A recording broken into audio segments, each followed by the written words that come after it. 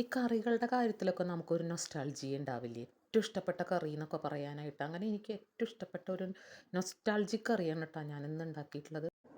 ഒരു പിടി പരിപ്പ് അടുപ്പത്തിട്ട് ചട്ടിയിലിട്ടിട്ട് വെള്ളമൊഴിച്ച് വേവിക്കുക. നന്നായി വെന്ത് വരുമ്പോൾ കുറച്ച് ഉപ്പിടുക.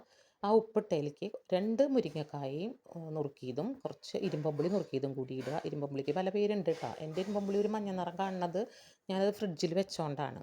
അപ്പോൾ അത് നന്നായി വെന്ത് വരുമ്പോൾ അതിനകത്തേക്ക് നമ്മൾ അരമുറി തേങ്ങ, 2 പച്ചമുളക്, 2 ഉള്ളി, ഒരു വെളുത്തുള്ളി അത് അരച്ച് നന്നായി അരച്ച് അത് കലക്കുക. മിക്സിയുടെ ജാറ് കഴുകി കുറച്ച് വെള്ളം അതിനകത്തേക്ക് ഒഴിക്കുക.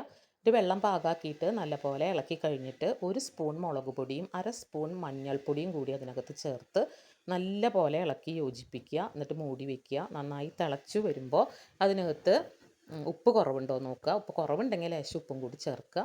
എന്നിട്ട് നല്ല പോലെ ഇളക്കി തിളച്ച് കഴിയുമ്പോൾ പിന്നെ കടുക് വറുക്കാനുള്ള ചട്ടി അടുപ്പത്തേക്ക് വയ്ക്കാം. ചട്ടിയിൽ കുറച്ച് വെളിച്ചെണ്ണ ഒഴിച്ച് ചൂടാകുമ്പോൾ അതിനകത്ത് കുറച്ച് കടുകും കുറച്ച് അരിമണി ഇട്ട് പൊട്ടിച്ചതിന് ശേഷം പിന്നെ വറ്റൽമുളകും വേപ്പിലയും കൂടി ഇട്ട് പൊട്ടിച്ചിട്ട് അത് കറിയിലേക്ക് അങ്ങോട്ട് ചേർത്ത് കഴിഞ്ഞിട്ടേ ആ കറി കൂട്ടി നമ്മൾ ചോറൊരു പിടി പിടിച്ചാൽ എൻ്റെ സാറേ പിന്നെ ചുറ്റുമുള്ളവരെയും ഒന്നും നമുക്ക് കാണാൻ പറ്റില്ല. പണ്ട് കല്യാണത്തലേന്നൊക്കെ ഈ കറി വെച്ചിരുന്നു അത്രേ. അന്നൊക്കെ നമ്മൾ സ്വന്തമായിട്ടല്ലേ വീട്ടിൽ തന്നെയല്ലേ ഭക്ഷണമൊക്കെ വെച്ചിരുന്നത്. അപ്പോൾ ഒരുപാട് ആളുകളൊക്കെ ഉണ്ടാകുമ്പോൾ എല്ലാവർക്കും കൂടി കഴിക്കാൻ ഈ കറിയായിരുന്നു അത്രേ വെച്ചിരുന്നത്. പക്ഷേ ഉണ്ടല്ലോ, ഒരു മുരിങ്ങക്കായക്ക് 15 രൂപയാട്ടോ. 2 മുരിങ്ങക്കായ 30 രൂപയ്ക്കാണ് ഞാൻ വാങ്ങിയത്. അതുകൊണ്ട് മുരിങ്ങക്കായ ഇല്ലെങ്കിലും ഈ കറി വെക്കാം. അപ്പോൾ എല്ലാവരും വെച്ച് നോക്ക് കേട്ടോ. Thank you.